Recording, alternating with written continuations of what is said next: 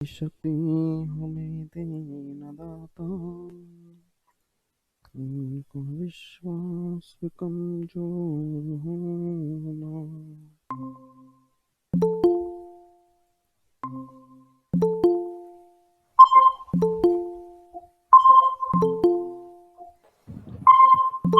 Good afternoon जी, good afternoon.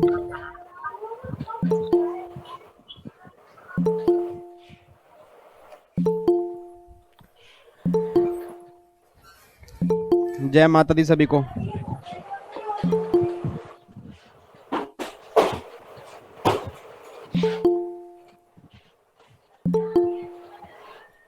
Sound आ रही है मेरी सभी को? Yes sir. Yes sir. Okay yes sir. Yes sir. Okay जी, okay okay okay. Good afternoon sir, good afternoon. Good afternoon जी, good afternoon. Good afternoon sir. Good afternoon जी। जय माता दी। जय माता दी सर। जय माता दी। आज तो मेरे को लग रहा है सारी ज्यादा देवियां ही आई हैं मेरे सामने। ये देव कहाँ रह गए नालायक? सर यहीं पे हैं सर। अच्छा यहीं पे। Oh my God. चलो बहुत बढ़िया, रिवीजन करके आए हो फिर? Yes yes sir. Sir. Last class में एक टॉपिक मैंने दिया था वैल्यूएशन का। Yes sir. ठीक है, एक तो हमें उसकी रिवीजन करनी है और उसके 2 या 3 क्वेश्चन प्रैक्टिस करेंगे, और बाकी आपके जो भी डाउट्स होंगे उसको भी आज हम डिस्कस कर लेंगे। ठीक है जी, तो पहले अपना रिवीजन कर लेते हैं या पहले डाउट्स डिस्कस कर लें? Sir revision. पहले रिवीजन करें हम। जो ये कह रहे हैं कि पहले रिवीजन कर लेते हैं, एक बार वो हैंडल्स करके बताओ रिवीजन वाले, ताकि मुझे पता लगे कितने बच्चे रिवीजन की कैटेगरी में हैं। 1 2 3 4 5 6 6 बच्चे रिवीजन की कैटेगरी में हैं। चलो एक बार मैं चैट नीचे कर लो, हैंड डाउन कर लो, कौन कौन सा बच्चे हैं। 1 2 3 4 4 बच्चे कह रहे हैं रिवीजन, 5 6 बच्चे कह रहे हैं रिवीजन, और बाकी कह रहे हैं डाउट। टोटल बच्चे हैं, ये अब ज्यादा रिवीजन की तरफ आ गए। चलो पहले रिवीजन ही कर लेते हैं।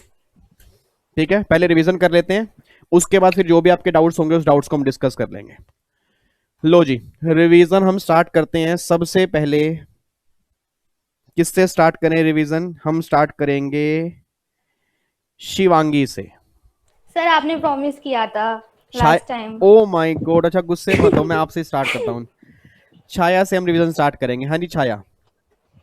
Yes sir. अनु मैं इसके बाद आपके पास आ जाऊंगा, ठीक है? चलो छाया आपसे स्टार्ट करें रिवीजन।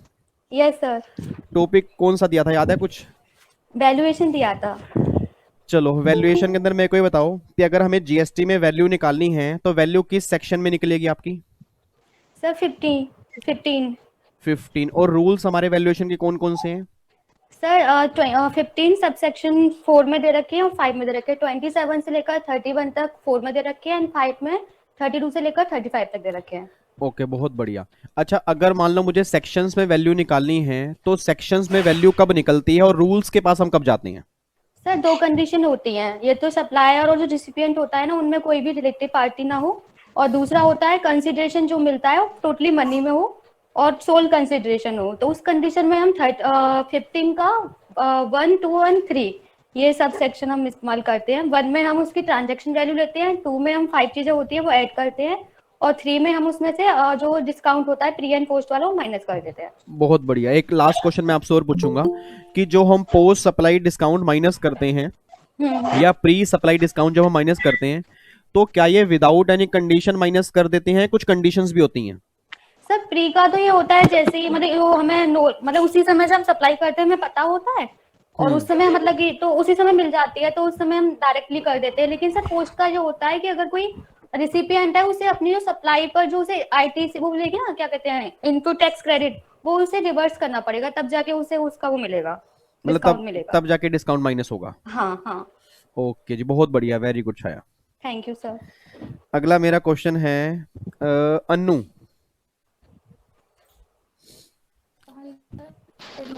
गुड आफ्टरनून जी। Good afternoon sir. आपके पीछे से बहुत आवाज आ रही है, कहाँ बैठे हो आप? एक मिनट सर मैं डांटना मत, बस डांटना मत। नहीं नहीं नहीं सर। अच्छा चलो, हाँ अब ठीक है। चलो आप मुझे बताओ कि 15(2) में अभी छाया ने बोला कि जब हम सर वैल्यू एक निकालते हैं। मिनट ओके, सर, मैं पूरे चैप्टर की रिवीजन करवा दूं? किसकी? सर पूरे चैप्टर की रिवीजन करवा दूं मैं? नहीं नहीं, मैं कुछ क्वेश्चन पूछूंगा, पहले आप उसकी रिवीजन कराओ नालायक। ठीक है ठीक है। देखो अमीशा को गुस्सा आ गया, अमीशा कह रहे ऐसे कैसे पूरे चैप्टर की रिवीजन करा दूं, हम क्यों आए यहाँ पे?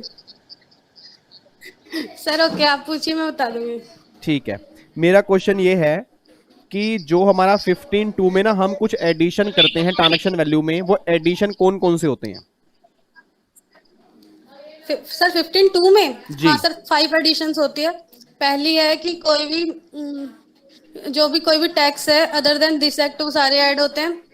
और जो सेकंड नंबर पे है, जो भी अगर रेसिपिएंट जो भी अमाउंट देने के लिए लाइबल है और मेड बाय रेसिपिएंट है, तो वो सारे। थर्ड है इंसिडेंशियल एक मिनट एक्सपेंसेस। एक मिनट एक मिनट, सेकंड फोर्थ कौन? है एक मिनट, सेकंड कौन सा बोला आपने?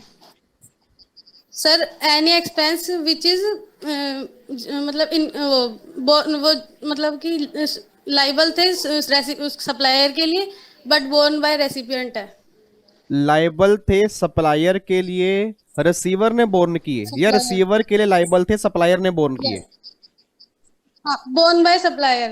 हाँ जी हाँ जी। और थर्ड है बोर्न बाय? इंसिडेंशियल एक मिनट रुको ना, सप्लायर। सेकंड पहले मैं को क्लियर करो। हाँ जी सर। पहला तो आपने बोला कि कोई भी टैक्स जो जीएसटी में सब्स्यूम नहीं हुआ वो आप ऐड कर दोगे, कोई दिक्कत नहीं है।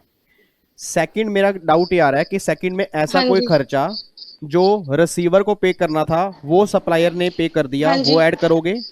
या ऐसा कोई खर्चा जो सप्लायर ने पे हाँ करना जी। था रिसीवर ने पे कर दिया, वो ऐड करोगे?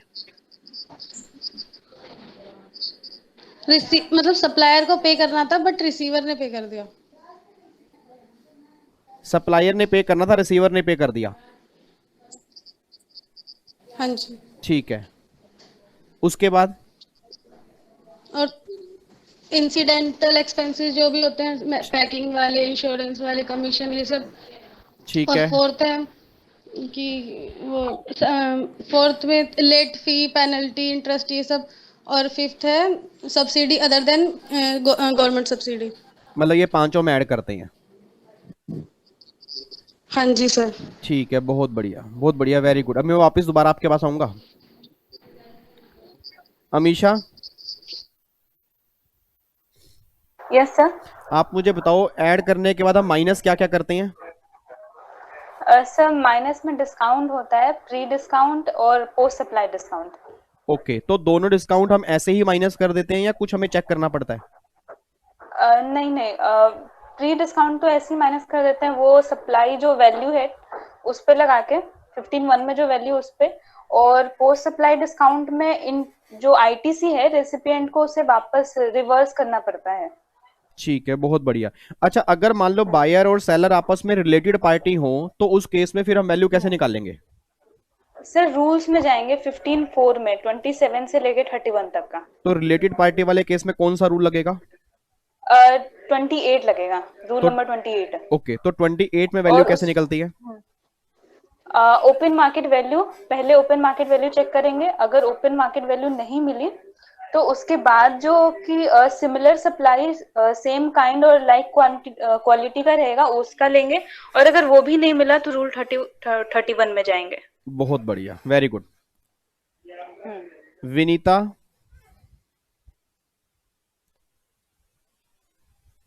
Vinita, yes sir.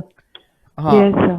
अभी शालिनी ने सॉरी अमीशा ने बोला कि अगर वैल्यू आपकी 28 में कैलकुलेट नहीं होगी तो हम 30 और 31 के पास जाएंगे। मेरा आपसे क्वेश्चन ये है, रूल नंबर 30 और 31 क्या बोलते हैं? सर 31 में ऐसा बोलता है कि अगर कोई भी रूल्स में हमारी वैल्यू कैलकुलेट ना हो तो हम लोग 110% of the price of goods लेंगे। रूल नंबर 30 में ये बात बोलते हैं?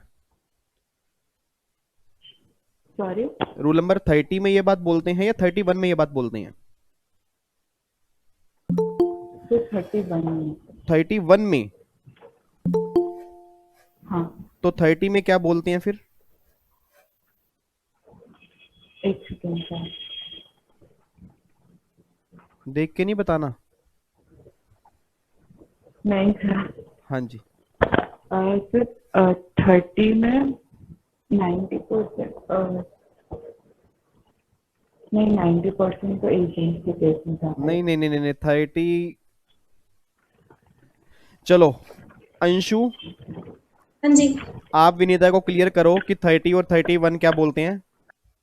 सर, रूल 30 ये बोलता है कि अगर आपकी ना वैल्यू ना 15 1 देख के नहीं 2 बताना 3। अंशु।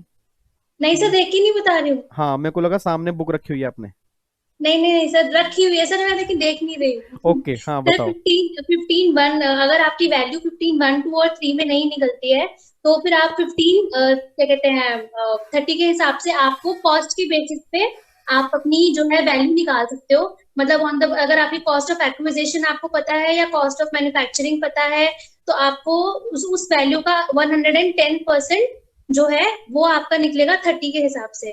और ओके 31 के हिसाब से आपका बेस्ट जजमेंट असेसमेंट, मतलब अगर फिर असेस ही नहीं निकालेगा, फिर डिपार्टमेंट आपकी वैल्यू जो है वो एज पर दी, मतलब जो बेस्ट होगा उसके हिसाब से वो आपकी वैल्यू निकालेगा। ये 31 बोलता है। ठीक है, बहुत बढ़िया, वेरी गुड। Thank you. मेरा क्वेश्चन अगला है, रीटा। रीटा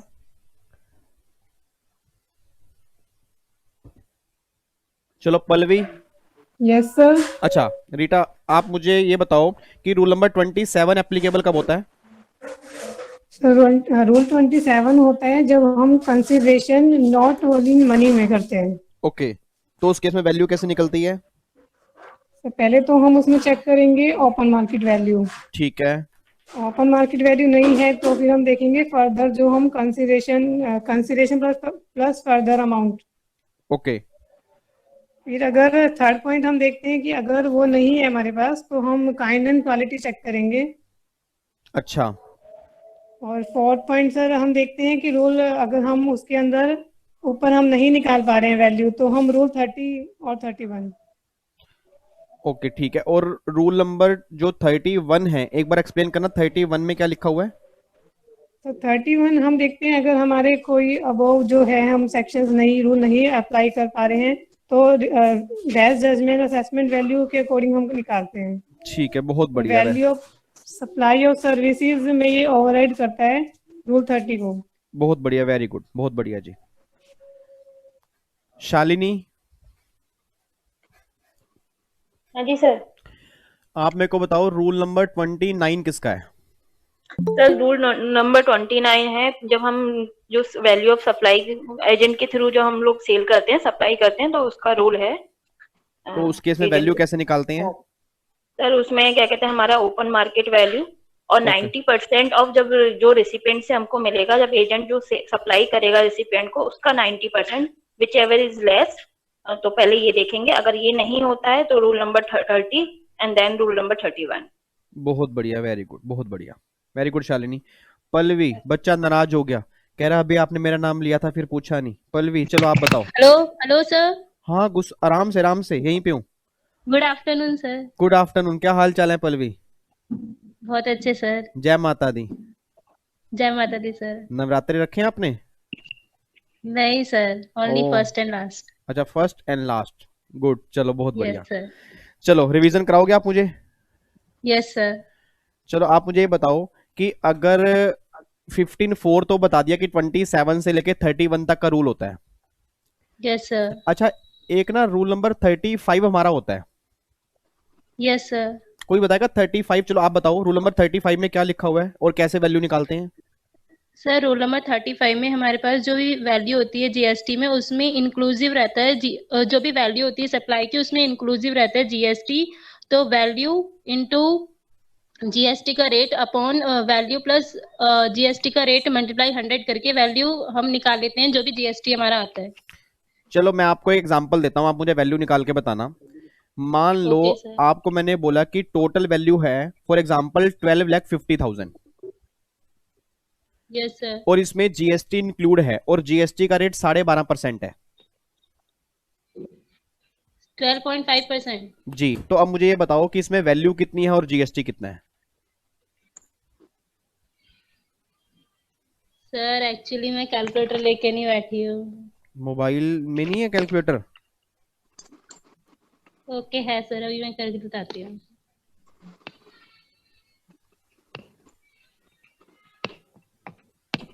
₹12.5 लाख टोटल वैल्यू है, inclusive of GST yes sir, 12.5%। Sir. और मुझे बताओ जिनका आंसर निकल चुका है वो मुझे चैट बॉक्स में बताएंगे जी, ताकि मुझे पता लगे आप सबको भी आता नहीं आता। मैं देखना चाहता हूँ कितने नालायक बच्चे हैं। चैट बॉक्स में बताओ कितनी वैल्यू और कितना जीएसटी निकल के आ रहा है। पल्लवी मुझे माइक पे बताएगी। Okay sir.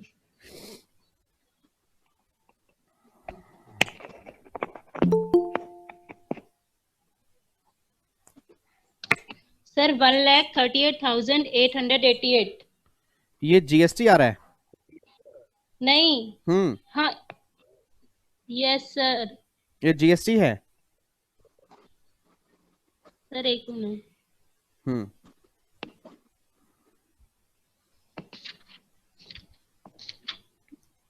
ये पेज नहीं पलटने ना। पल्लवी पेज पलटने की आवाज आ रही है? No sir. हाँ।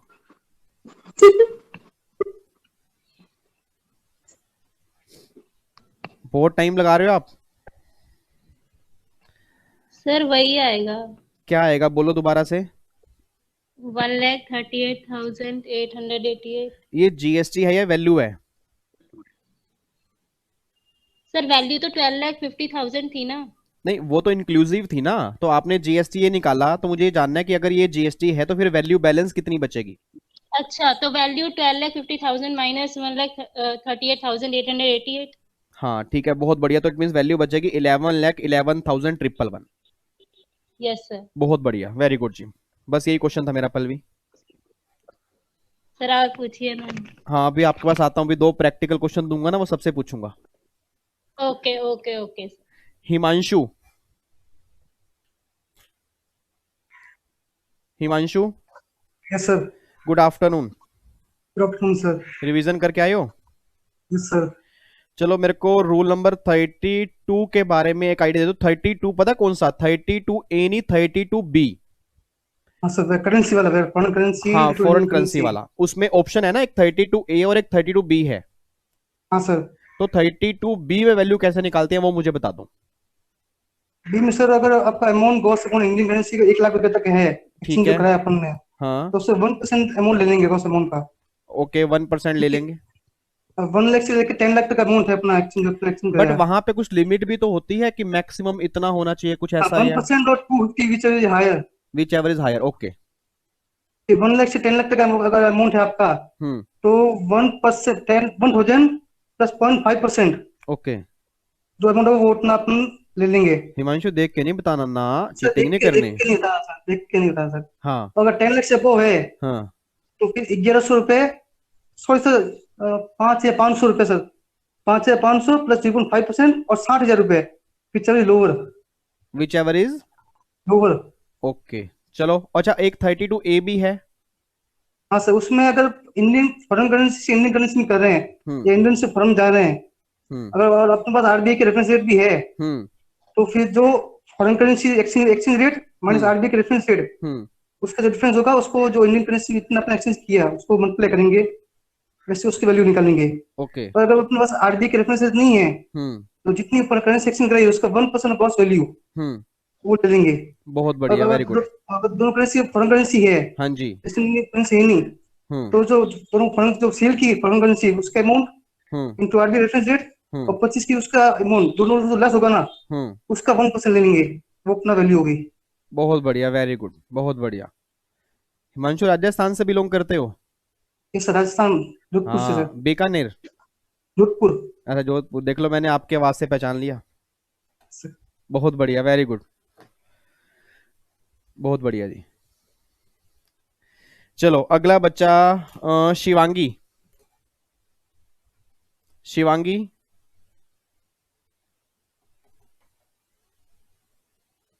शिवांगी शिवांगी शिवांगी माइक ऑन करो। चलो बच्चा भी माइक ऑन करेगा बाद में। Farheen, Saida Farheen. Hello, good afternoon sir. Good afternoon जी, क्या हाल चाल है? बढ़िया है सर। रिवीजन सर करके आए? एक्चुअली अभी मेरा हुआ नहीं है ये चैप्टर, पर मुझे कुछ डाउट्स है, मुझे वो पूछने थे। अच्छा, डाउट पूछनी है तो फिर आप 10 मिनट वेट करो बस। Okay okay sir. ठीक है, ओके। जी। Himanshi, yes sir, good afternoon sir. Good afternoon, क्या हाल चाल है? सर बढ़िया। चलो बढ़िया है। अच्छा, आप मुझे बताओ कि सेक्शन 15 में टोटल कितने सब सेक्शन है? सर 5। 15(1), 15(2), 15(3), 15(4), 15(5). इन पांचों में क्या क्या लिखा है ये बता दो। सर 15(1) में लिखा है कि हम है ना ट्रांजैक्शन वैल्यू लेते हैं जो हमारी प्राइस निकल के आती है। 15(2) में कहा है कि उस ट्रांजैक्शन वैल्यू में हम 5 चीजें इंक्लूड करेंगे। ओके। 15(3) कहता है कि जो भी अब हमारी वैल्यू निकल के आएगी 15(1) में 15(2) ऐड करने के बाद इसमें हम दो ट्रांजैक्शन है जो हम माइनस करेंगे, pre supply discount, post supply discount. Okay. 15(4) कहता है कि अगर हम 15(1) के हिसाब से वैल्यू नहीं कैलकुलेट कर पा रहे हैं तो फिर हम रूल के पास जाएंगे, रूल 27 से लेके 31 तक। एंड 15(5) कहता है कि कुछ स्पेशल सर्कमस्टांसेस में हम रूल नंबर 32 से लेके 35 तक ही लेंगे। बहुत बढ़िया, वेरी गुड हिमांशी। अच्छा, अब मैं ना आपको 2 प्रैक्टिकल क्वेश्चन दे रहा हूं। कैलकुलेटर अपने हाथ में रख लो, आंसर सबने मुझे चैट बॉक्स के अंदर बताना है। और मुझे यार ऐसा फील हो रहा है कि मैंने टारगेट थोड़ा सा कम दिया आपको, वैल्यूएशन सिर्फ, है ना? क्योंकि छोटा चैप्टर था, अगली बार मैं ज्यादा दूंगा। ऐसा करो, पहले ना टारगेट ही लिख लो, अगली बार का टारगेट लिख लो, ताकि फिर कुछ बच्चे निकल ना जाएं। एक तो कॉम्पोजिट स्कीम वाला चैप्टर 200% क्वेश्चन बनेगा, 200% क्वेश्चन बनेगा कॉम्पोजिट स्कीम में से, ध्यान रखना। और दूसरा चैप्टर जो मैं आपको दे रहा हूं मोस्ट इंपॉर्टेंट है, दैट इज रजिस्ट्रेशन का। ठीक है, एक तो टॉपिक आपका रजिस्ट्रेशन वाला है कि कब रजिस्ट्रेशन करवाना है, किस स्टेट में कितनी लिमिट है वो, और एक कॉम्पोजिट स्कीम वाला। ठीक है, तो ये दोनों चैप्टर आपके लिए नेक्स्ट सैटरडे या संडे का हमारा टारगेट है। ठीक है, अब मैं 2 क्वेश्चन दिखा रहा हूं जी। 1 मिनट इधर देखो, मैं स्क्रीन शेयर कर देता हूं। जिनके डाउट्स है टेंशन मत लें, बस एक बार मैं क्वेश्चन करवा दूं, उसके बाद फिर मैं डाउट्स ही लूंगा।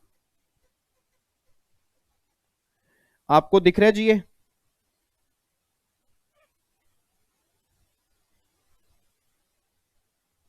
आपको स्क्रीन दिख रही है मेरी यहाँ पे? Yes sir.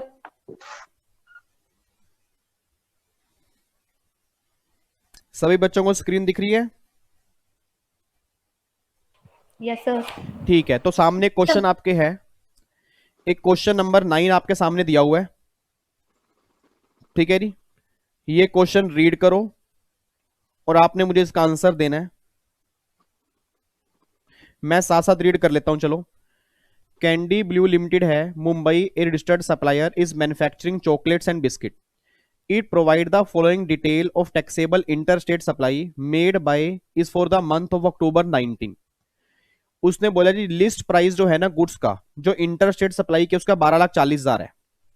Item already adjusted in the price given in one above. जो ऊपर प्राइस दी है उसमें नीचे वाले आइटम ऑलरेडी एडजस्ट कर ली गई हैं। सबसे पहला है सब्सिडी फ्रॉम सेंट्रल गवर्नमेंट 1,20,000 पे, और सब्सिडी फ्रॉम ट्रेड एसोसिएशन वो 30,000 है। उसके बाद फिर इसने बोला है item not adjusted in the price given in one, मतलब नीचे दी गई आइटम ऊपर वाले प्राइस में अभी एडजस्ट नहीं की है। सबसे पहला है tax levied by municipal authority 24,000 पे, पैकिंग चार्जेस हैं 12,000 पे, और late fee paid by the recipient of supply for delay payment that is 5,000। तो आपको ये निकालनी है कि इस क्वेश्चन में वैल्यू ऑफ सप्लाई कितनी आएगी, बस वो निकाल के बता दो। देखो उसने मुझसे मांगा जी calculate the value of taxable supply, taxable supply की वैल्यू कितनी आएगी, बस ये बता दो जी। क्वेश्चन आपके सामने है और आंसर आप मुझे चैट बॉक्स में दोगे जी। किसी बच्चे का माइक ऑन है, प्लीज बंद कर लेना।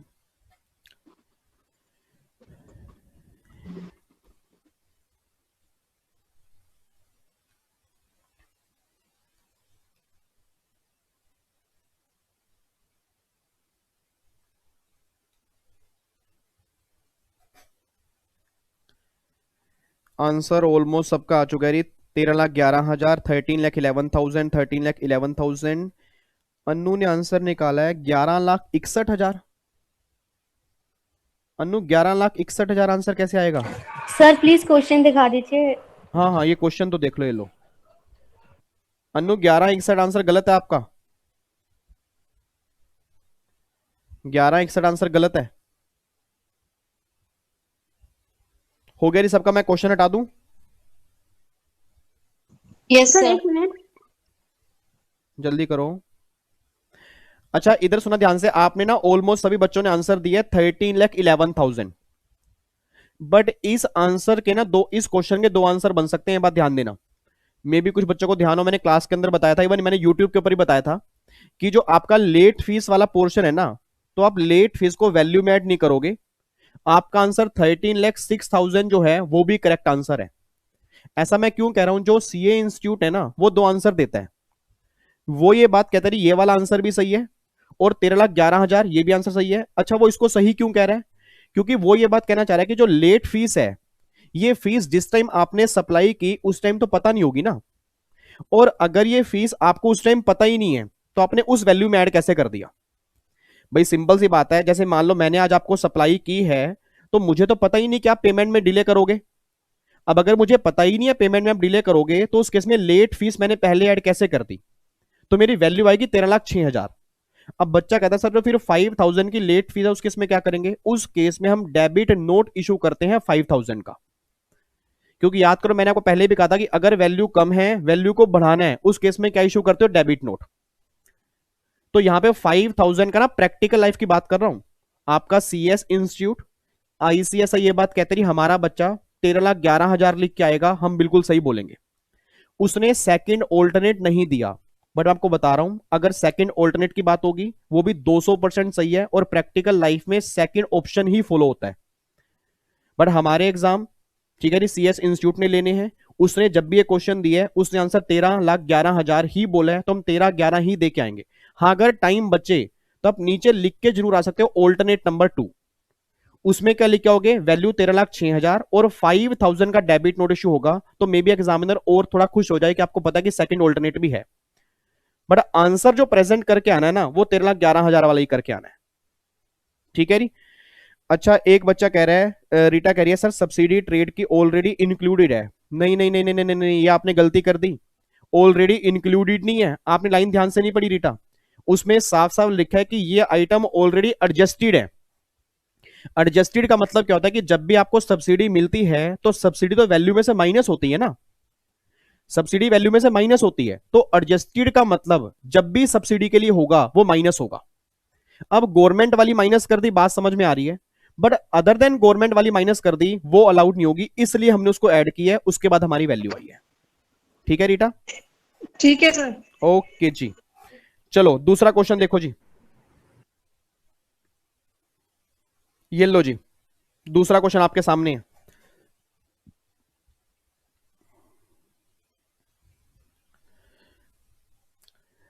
एक रजिस्टर्ड सप्लायर हैं कोची के, Kerala state, has the provided the following detail in respect of her supply made with in intra state for the month of March 18। अब लिस्ट प्राइस दिया हुआ है इंक्लूसिव, बहुत ध्यान से पढ़ना, लिस्ट प्राइस दिया हुआ है goods supplied intra state inclusive, sorry exclusive, exclusive of item given below from 2 to 4, sorry 2 to 5, मतलब जो नीचे वाले 2 to 5 हैं उनको एक्सक्लूसिव करके दिया हुआ है। स्वच्छ भारत सेस है 12,500 का, पैकिंग चार्जेस हैं 10,800 के, डिस्काउंट 1% है लिस्ट प्राइस का।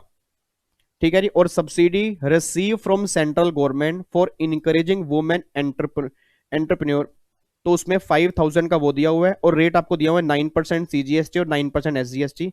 आपको वैल्यू निकालनी है कि आपकी वैल्यू कितनी निकल के आएगी, बताओ जी।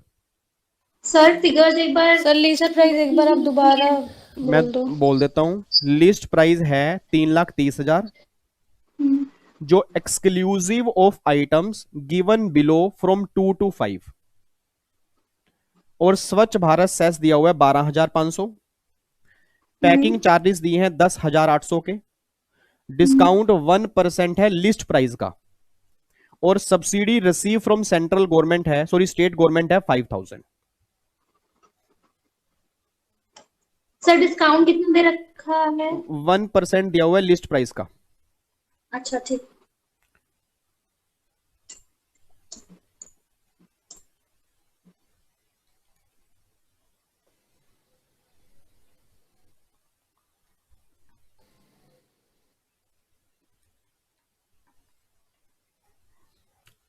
आंसर निकाल दिया जी। आंसर कई बच्चों का आ रहा है 355, किसका 345, ऑलमोस्ट सब बच्चों का है 345। बाकी बच्चे बताओ जी 345 के अलावा कोई आंसर किसी का आ रहा हो? सभी बच्चों का 345 ही आंसर है और जीएसटी भी मुकुल ने निकाल दिया। ये 344,500 ये कैसे हमेशा आंसर आया आपका? सर जो इसमें सेंट्रल गवर्नमेंट का वो तो माइनस करेंगे ना हम, सब्सिडी। हाँ हाँ माइनस करेंगे, ठीक है। तो फिर 344,500 कैसे बना? तो माइनस 5,000 है ना? करने के, ओ सॉरी सॉरी, मतलब वो थोड़ा जीरो कम ले लिए थे हम। ठीक है, तो करेक्ट आंसर आएगा 345। ठीक है, 345 इज द करेक्ट आंसर जी। 345 करेक्ट आंसर है। किसी को डाउट तो नहीं है 345 में कैसे निकला है? मैं आपको दोबारा बता रहा हूं जी।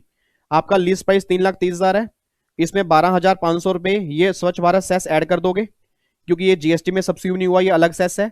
पैकिंग चार्जेस ऐड कर दोगे। डिस्काउंट आपका 1% है, किसका? लीस्ट प्राइस का। लीस्ट प्राइस हमारा 3,30,000 है, तो 3,300 डिस्काउंट आ गया, वो आप माइनस कर दोगे। और ये सब्सिडी जो है 5,000 आप क्या कर दोगे? माइनस, क्योंकि सब्सिडी हमारी माइनस होती है। ठीक है जी। अब प्लीज ध्यान सुनना, अगर ये लिखा होता ना कि ये सब्सिडी ऑलरेडी एडजस्टेड है, मैं दोबारा बोल रहा हूं, अगर ये लिखा होता कि ये सब्सिडी ऑलरेडी एडजस्टेड है, तो इट मींस ऑलरेडी माइनस की हुई है, फिर हमें कुछ नहीं करना पड़ता। मैं दोबारा बोल रहा हूं, अगर इसके ब्रैकेट में वो ये लिख देता कि ये ऑलरेडी एडजस्टेड है, तो हमेशा ध्यान देना इट मींस वो माइनस कर चुके हैं। और अगर ऑलरेडी एडजस्टेड नहीं बोला, इट मींस हमें एडजस्ट करनी है, और हम एडजस्ट कैसे करेंगे? इसको माइनस करेंगे। ठीक है, तो ऊपर वाली दो आइटम ऐड करनी है, ये डिस्काउंट माइनस करना है, सब्सिडी माइनस करनी है, उसके बाद जो आपकी वैल्यू निकल के आएगी that is value for supply. कोई दिक्कत तो नहीं है? चलो एक क्वेश्चन और दे दूं। लो जी, एक क्वेश्चन और लिखो। Yes sir. एक क्वेश्चन और लिखो और लास्ट क्वेश्चन, बस एक क्वेश्चन मैं और दे रहा हूं, लिखो जी। लिस्ट प्राइस दिया हुआ है, लिस्ट प्राइस है 11,80,000। लिस्ट प्राइस है 11,80,000 और इसके ब्रैकेट में लिखा है inclusive of GST at the rate 18%। ठीक है जी।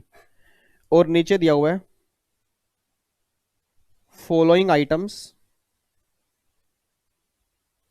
Are not included in above price.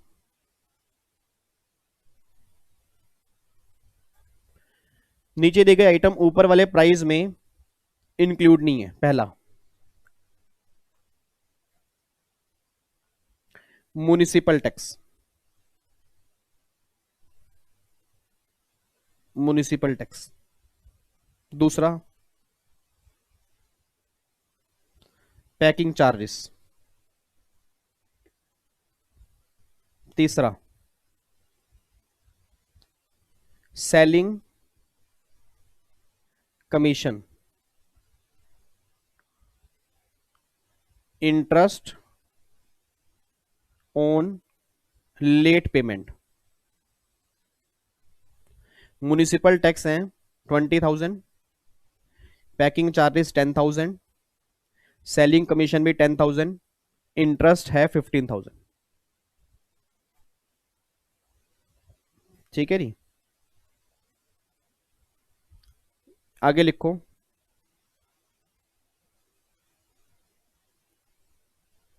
Following items are not adjusted in above price.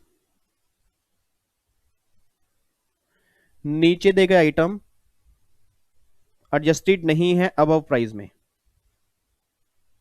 पहला, subsidy from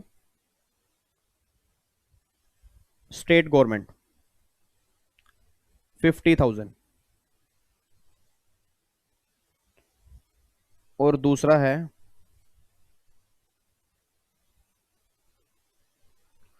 subsidy from private trust 30,000। लो जी, अब मुझे वैल्यू निकाल दो।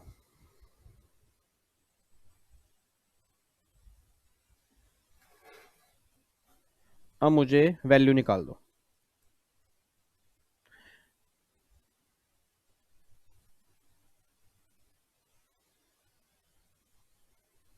क्वेश्चन आपके सामने है जी।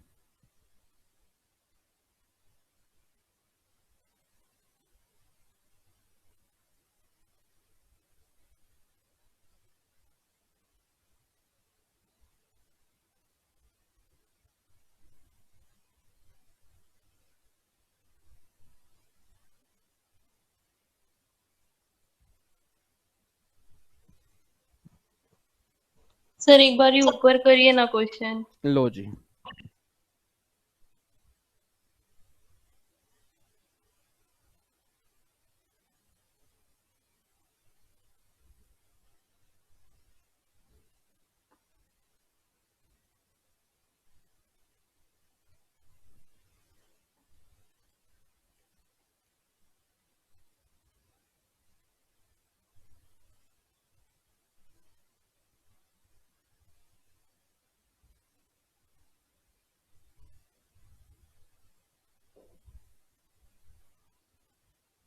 क्वेश्चन हटा सकता हूं जी? Yes sir.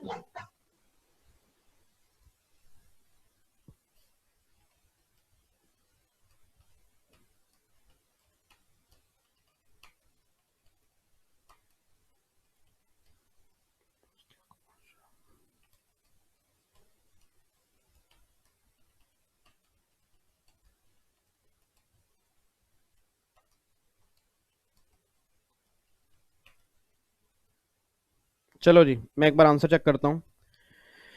आंसर आ रहा है, एक ही बच्चे का आया बस, पल्लवी का। अच्छा नहीं, सॉरी, कई बच्चों का आ चुका है। ओ माय गॉड, मैंने ध्यान नहीं, इतने सारे बच्चे आंसर दे चुके हैं। 10,05,000, 10,05,000, 10,05,000, 10,25,000 पूजा का आंसर है। 10,20,000 सरिता का आंसर है। ऑल्टरनेट आंसर पंकज ने दिया है 9,90,000, 985। ओके, 10,05,000। तो मेरे पास कई सारे आंसर आए हैं, तो पहले हम पूछते हैं सरिता से, पूछते हैं सरिता। सरिता, हेलो सर। हाँ, आपने आंसर कैसे निकाला है? सर लिस्ट प्राइस 11,80,000 था, उसमें से जीएसटी लेस किया। ठीक है, कितना आ गया? 10 लाख आ गया। ठीक है, फिर म्युनिसिपल टैक्सेस ऐड किया। ठीक है, 20,000। ठीक है, पैकिंग चार्जेस ऐड किया। ठीक है, सेलिंग कमीशन ऐड किया। ठीक है। गवर्नमेंट की सब्सिडी लेस की। इंटरेस्ट ऐड क्यों नहीं किया? सर वो तो लेट पेमेंट का है ना। हाँ ठीक है। और प्राइवेट की सब्सिडी ऐड कर दी। नहीं नहीं, इंटरेस्ट लेट पेमेंट का है, बट आपने ऐड क्यों नहीं किया? उसका डेबिट नोट इशू करोगे? Yes sir. बट अभी तो मैंने लास्ट क्वेश्चन के अंदर बताया। सर आपने दो ऑल्टरनेट कहा ना, नीचे लिख देंगे नोट में कि डेबिट नोट इशू है लेट पेमेंट का। हाँ वो तो ठीक है कि आप नोट में ये लिखो डेबिट नोट वाला, बट जो हमारा इंस्टीट्यूट आंसर चाहता है उसमें तो आप इंटरेस्ट ऐड करके दिखाओगे ना। सर अगर ऐड करके दिखाएंगे तो फिर उसका और आंसर 10,35,000 हो जाएगा। और दूसरा, फिर आप सब्सिडी पे आओ। आपने स्टेट गवर्नमेंट वाली सब्सिडी क्या की है? स्टेट गवर्नमेंट की लेस की है। और प्राइवेट वाली ऐड की है। क्यों? सर गवर्नमेंट की जब प्राइवेट सब्सिडी होती है वो तो ऐड होती है, और ऐड नहीं गवर्नमेंट नहीं नहीं नहीं नहीं नहीं नहीं, रुको रुको रुको, ऐड वो कब होती है? ऐड वो तब होती है ना जब वो माइनस कर दी है। हाँ बट क्या ये सब्सिडी प्राइवेट वाली हमने एडजस्ट कर ली है प्राइस में? नहीं सर। तो अगर माइनस ही नहीं की, अगर आप ऐड कर दोगे फिर तो आपने डबल इफेक्ट दे दिया। मेरी बात समझना ध्यान से, यही प्रॉब्लम आती है सब्सिडी वाले पॉइंट में। जब मैंने ऊपर लाइन में लिखा हुआ है कि ये दोनों सब्सिडी आपने प्राइस में एडजस्ट नहीं की, तो एडजस्ट ना होने का मतलब क्या कि आपने माइनस नहीं की। हाँ, अब हाँ, तो गवर्नमेंट वाली तो माइनस होती है, माइनस कर देंगे। हाँ बट प्राइवेट वाली तो माइनस करेंगे नहीं ना, क्योंकि अगर माइनस करेंगे फिर दोबारा एड बैक करनी पड़ेगी, बात तो एक ही है। तो इसलिए हम उसका कुछ भी ट्रीटमेंट नहीं करेंगे प्राइवेट वाली का जी। और अगर मैं यहां पे लिखता कि ये ऑलरेडी एडजस्टेड है, यस, तो फिर आप क्या करते? फिर आप गवर्नमेंट वाली माइनस ही रहने देते, प्राइवेट वाली फिर आप ऐड कर देते। अच्छा ठीक है सर। ठीक है सरिता? Yes sir. अच्छा इधर सुनना ध्यान से, इधर सुनना। अब ये Thank you, आंसर, sir. हाँ गुड जी, थैंक यू। अच्छा जो अब आपने आंसर निकाला है 10,05,000, ये आपने बिल्कुल सही निकाला है, ऑलमोस्ट सब बच्चों को सही है। बट इसका दूसरा ऑल्टरनेट भी है, मैं दोबारा बता रहा हूं, इसका दूसरा ऑल्टरनेट भी है। अब दूसरा ऑल्टरनेट कैसे है वो सुनो ध्यान से। अब यहां पे ना देखो, ये क्वेश्चन दिया है, उसने बोला कि ये वाला प्राइस है, ये इंक्लूसिव ऑफ जीएसटी है। तो आपने क्या किया? पहले आपने 10 लाख की वैल्यू निकाल दी, इसको एक्सक्लूसिव कर दिया। अच्छा फिर आपने क्या किया? 10 लाख में आइटम ये वाली ऐड की और ये वाली आपने माइनस की, उसके बाद जो वैल्यू निकल के आई आपने बोला जी ये मेरी वैल्यू है। अब दूसरा ऑल्टरनेट ये है, गवर्नमेंट ये बात कहती है कि 11,80,000 जो वैल्यू है ना इंक्लूसिव जीएसटी, इसी 11,80 में आप ये सब चीजें ऐड करोगे। बच्चा कह रहा है सर क्यों ऐड करेंगे? क्योंकि जब ये इंक्लूसिव है तो ये तो हमारी इंक्लूसिव आइटम है, तो इसमें हम ऐड क्यों करेंगे? जीएसटी माइनस करने के बाद करेंगे ना। गवर्नमेंट कहती नहीं, गवर्नमेंट कहती है कि ये लाइन कह रही है कि ये वाली आइटम ऊपर वाले प्राइस में इंक्लूड नहीं है, तो ये प्राइस दे दिया। अब गवर्नमेंट कह रही है ये कहां लिखा है कि ये वाली आइटम का जो प्राइस है वो इंक्लूसिव है या एक्सक्लूसिव है? क्योंकि देखो ऊपर तो स्पेसिफिकली लिखा है कि ये इंक्लूसिव है, और इस प्राइस में कहीं नहीं लिखा कि ये वाला प्राइस जो है वो जीएसटी इंक्लूसिव है या एक्सक्लूसिव है। उसने सिर्फ ये बोला है कि ये वाला प्राइस ऊपर वाले प्राइस में ऐड नहीं है। अब अगर ये प्राइस ऊपर वाले प्राइस में ऐड नहीं है तो क्या पता ये प्राइस जो दिया हुआ इंक्लूसिव हो, क्या पता ये प्राइस एक्सक्लूसिव हो। अब सोच के बोला, अगर इस प्राइस को हम इंक्लूसिव मानेंगे तो ये भी इंक्लूसिव है, ये भी इंक्लूसिव है, तो इंक्लूसिव में इंक्लूसिव ऐड होगा, फिर हम जीएसटी बाहर निकालेंगे, उसके बाद हमारी वैल्यू आएगी। और अगर ये आप एक्सक्लूसिव मानोगे फिर जो आपने आंसर निकाला है बिल्कुल सही निकाला है। अब सुना ध्यान से, प्रैक्टिकली आपको मैं बता रहा हूं, प्रैक्टिकली जब भी ये प्राइस होता है हम उसको इंक्लूसिव ही मानते हैं। जब भी प्राइस होता है, प्रैक्टिकली बात कर रहा हूं, हम इसको इंक्लूसिव ही मानते हैं। तो 1180 में पहले हमें सारी एडजस्टमेंट वो करनी पड़ेगी, उसके बाद जो प्राइस आएगा उसको फिर आप एक्सक्लूसिव ऑफ जीएसटी करोगे, तो उस टाइम जो वैल्यू निकल के आएगी ना वो उसका दूसरा ऑल्टरनेटिव है। ठीक है। अब बच्चा कह रहा है सर हमें एग्जाम के लिए क्या करना है? आप एग्जाम के लिए ये जो आपने 10,05,000 निकाला है ये भी करके आओगे तो भी सही है, और अगर किसी बच्चे ने सेकंड ऑल्टरनेट भी किया तो वो भी सही है। ऐसा मैं क्यों कह रहा हूं? क्योंकि दोनों ऑल्टरनेट ही आपके एग्जाम में आते हैं। ठीक है। बट मैं इतना जरूर बोलूंगा कि जो भी आप करके आओगे नीचे एक नोट जरूर चिपका के आ जाना कि इसका ऑल्टरनेटिव 2 ये पॉसिबल है। ठीक है, ताकि एग्जामिनर को पता लग जाए कि आपके माइंड में दूसरा ऑल्टरनेट भी था। उसको पूरा प्रेजेंट नहीं करके आना, सिर्फ एक नोट में लिखा ना कि सेकंड ऑल्टरनेटिव ऑल्सो पॉसिबल। ठीक है जी, ताकि अगर उसके पास दूसरा आंसर भी हो तो उसको पता हो कि इस बच्चे को दूसरा ऑल्टरनेट पता है। ठीक है। तो कई बार ऐसे ना क्वेश्चन कंफ्यूजन वाले आते हैं, तो वहां पे आप जो भी एजम्पशन लिख के आओगे उस एजम्पशन के बेस पे क्वेश्चन करना पड़ेगा। अब जिन बच्चों ने 10,05,000 आंसर निकाला उन्होंने एजम्पशन क्या ली है कि सर ये वाला प्राइस जो है नीचे वाला ना उसमें जीएसटी इंक्लूड नहीं है। आपने ये एजम्पशन ली है ना, तो अगर एजम्पशन ली है तो एजम्पशन आपको लिख के भी आनी है कि हम ये अज्यूम कर रहे हैं कि ऊपर वाला प्राइस इंक्लूसिव है, नीचे वाला प्राइस इंक्लूसिव नहीं है, इसलिए हम उसको एक्सक्लूसिव करके एक्सक्लूसिव को एक्सक्लूसिव में ऐड कर रहे हैं, उसके बाद हम वैल्यू निकाल रहे हैं। मेरी बात समझ पा रहे हो आप? Yes sir. ठीक है। तो इस तरह के क्वेश्चन आपके एग्जाम में कई बार बन सकते हैं, ये बात ध्यान देना। ठीक है जी, चलो बाकी अब ध्यान देना। तो ये 3 क्वेश्चन बस वैल्यूएशन में क्वेश्चन इसी तरह के बनते हैं, आपको बस पॉइंट पे ध्यान देना। Included, not included, adjusted, not adjusted, normally इस प्राइस पे ध्यान देना होता है। इसका मतलब क्या है? सब्सिडी वाले पॉइंट में कंफ्यूज करते हैं, ठीक है, और कई बार वो इंक्लूसिव नॉन इंक्लूसिव में कंफ्यूज करते हैं। तो कंफ्यूजन माइंड में कहीं नहीं होनी चाहिए। जहां पर भी आपको डाउट आ रहा है आप एजम्पशन लिख के आओ, जहां पर भी डाउट आ रहा है एजम्पशन लिख के आओ, और एजम्पशन लॉजिकल लिख के आओ कि हम ये एज्यूम कर रहे हैं, क्योंकि आपने क्वेश्चन साइलेंट दिया है तो इसलिए हम एज्यूम कर रहे हैं कि हमारा अकॉर्डिंग ये काम ऐसे होगा। और फिर आप क्वेश्चन प्रेजेंट करोगे ना, तो मे बी जो एग्जामिनर चेक करने वाला होगा उसको दिख जाएगा कि आपने एजम्पशन क्या ली है। ठीक है जी, चलो। तो अब आपका नेक्स्ट सैटरडे संडे का टारगेट मैंने बता दिया जी। एक तो रजिस्ट्रेशन और एक कॉम्पोजिट सप्लाई, ये दोनों चैप्टर आपने रिवाइज करके आने हैं। उसके भी कुछ क्वेश्चंस मैं यहाँ पे लेके आऊंगा, उसकी प्रैक्टिस मैं कराऊंगा और आप मुझे रिवीजन कराओगे, देन फिर हम क्वेश्चन करेंगे। ठीक है, अब वन बाय वन हम डाउट लेने स्टार्ट करते हैं। फटाफट से अपने नाम चैट बॉक्स में लिख दो जिन जिनको भी डाउट है, जल्दी।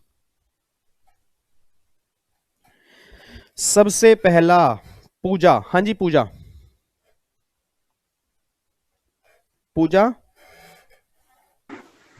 हेलो। हाँ जी, क्या डाउट है? हाँ सर। सर ब्लॉक क्रेडिट में सर जो एक बार बच्चा नहा के आओ, नालायक क्या से खड़े हो? हाँ जी पूजा। हाँ सर। हाँ हाँ सर, ब्लॉक क्रेडिट में एक बार मुझे अमेंडमेंट आया था विद इफेक्टिव फ्रॉम 1 फरवरी 2019। सर उसमें जो ये motor vehicle for transportation of person having approved seating capacity of not more than 13%, sir ये वाला जो है प्रोविजन इसमें थोड़ा सा। इसका मतलब तो ये है कि अगर सीटिंग कैपेसिटी आपकी 13 तक की होगी तब ब्लॉकेज लगेगी। अगर सीटिंग कैपेसिटी आपकी 13 से ऊपर की है तो ब्लॉकेज नहीं है। मतलब उस केस में जो भी आप मोटर व्हीकल लोगे आपको आईटीसी मिल जाएगा। अच्छा, अगर 13 से ऊपर है तो आईटीसी मिल जाएगा, उससे कम है तो आईटीसी नहीं मिलेगा। जी, उस केस में ब्लॉकेज लगेगी। अच्छा अच्छा ठीक है सर, एग्जाम्पल दिए हैं बस। हाँ सर, एक ये था सर, और एक था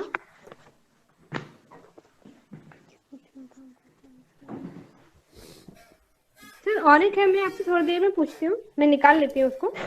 ओके जी, अगला डाउट। आईटीसी में एक और डाउट है। हाँ जी सर, इसमें रेंटिंग ऑफ मोटर व्हीकल जो है उसमें आईटीसी ब्लॉक होता है सर, एक बार ये वाला पॉइंट समझा दो। Renting of sir, renting of motor vehicle cab वाले केस में ब्लॉक होता है। रेंटिंग कैब वाले केस में ब्लॉक है। कैब वाली सर्विस अगर होगी उस केस में ब्लॉक होगा, अदरवाइज सर ब्लॉक नहीं होगा। नहीं, रेंटिंग में ब्लॉक कहाँ है? सर एक्चुअली मैंने एक जगह क्वेश्चन में देखा था तो शायद उन्होंने गलत में भी लिखा होगा, तो मैं इसलिए कंफ्यूज हूं। रेंटिंग में तो रिवर्स चार्ज लगता है। हाँ जी। हाँ, तो ब्लॉक कैसे हो सकता है? ठीक है सर, ब्लॉकेज नहीं होगा उस केस में रेंटिंग वाले। हाँ, कुछ केस अगर स्पेसिफाइड, अगर गवर्नमेंट स्पेसिफिकली बोल दे उस केस में ब्लॉक करेंगे, अदरवाइज कहीं नहीं है। ठीक है सर। अगला क्वेश्चन है हिमांशी। हाँ यस सर। सर मुझे रजिस्ट्रेशन में डाउट है।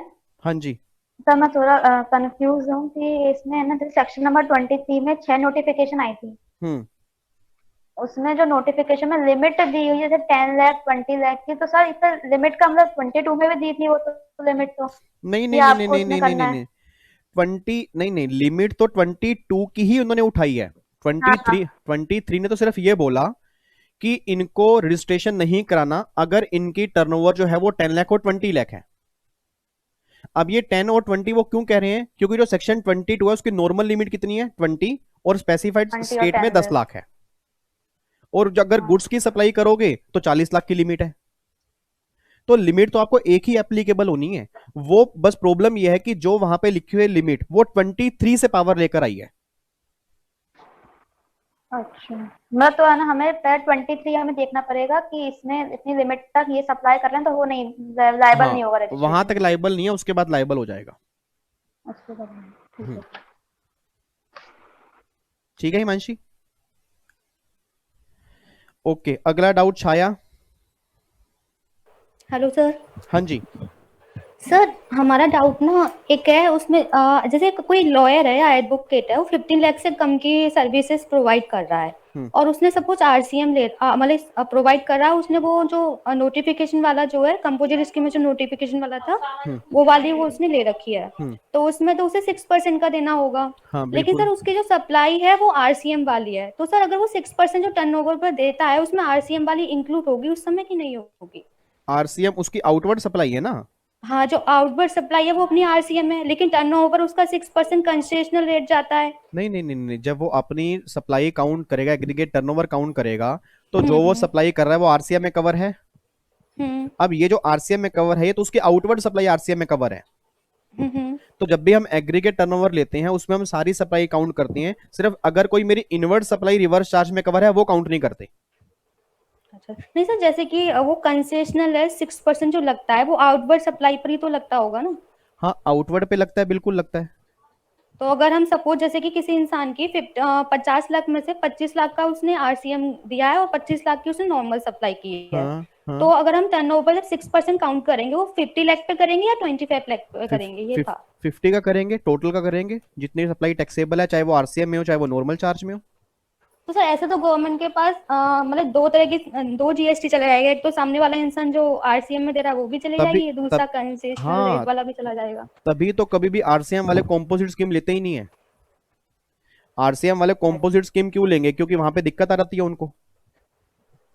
तो गवर्नमेंट का मोटिव यही है कि भैया अगर तुम आरसीएम में, क्योंकि ना गवर्नमेंट आरसीएम में सारे कंप्लाइंस चाहती है। आप गवर्नमेंट का ना मोटिव समझो, गवर्नमेंट आरसीएम वाले केस में कंप्लाइंस सारे चाहती है और सारे कंप्लाइंस वहीं पूरे होंगे अगर आप नॉर्मल में हो।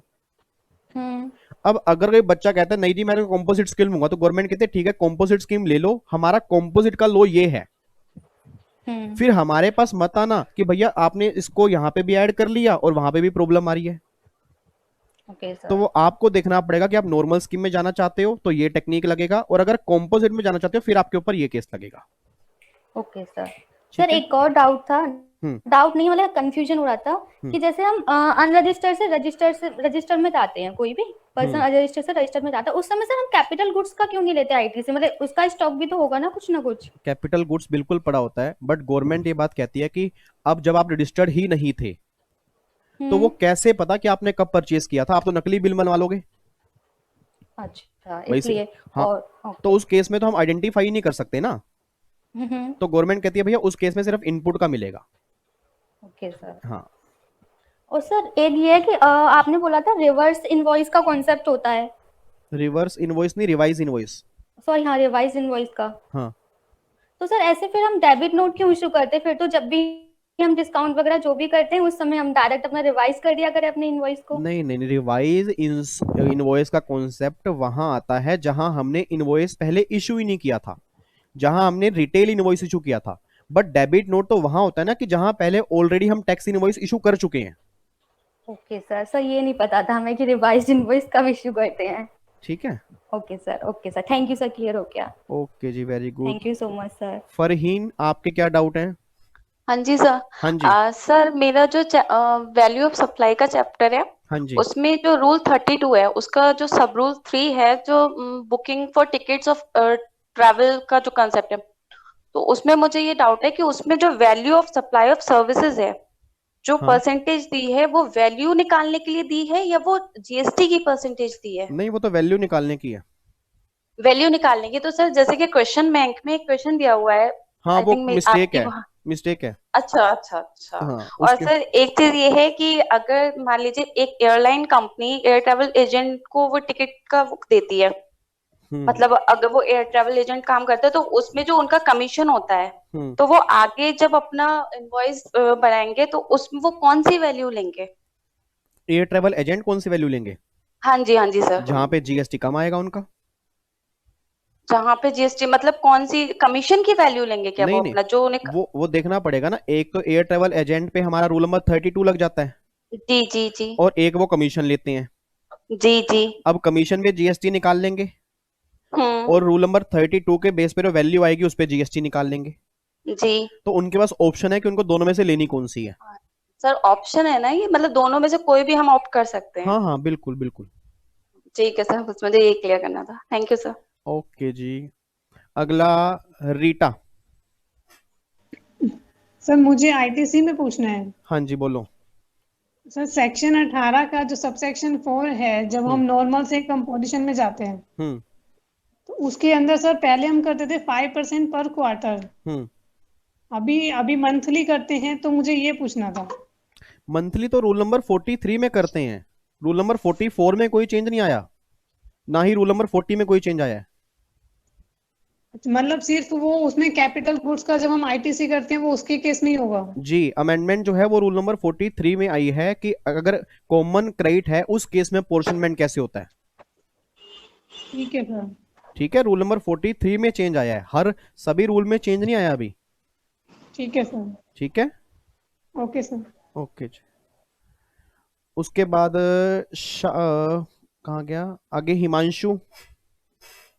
हाँ सर मेरा डाउट ये है कि सर अपन एग्जाम में जैसे कोई क्वेश्चन है, वैल्यूएशन क्वेश्चन आ गया अपने को, तो अपने को उसमें सेक्शन नंबर लिख के आना पड़ेगा कोर्ट में नीचे कि नहीं लिख के आना पड़ेगा? देखो, अगर सेक्शन नंबर लिखा होगे तो सोने पे सुहागा है, बढ़िया वाली बात हो जाएगी।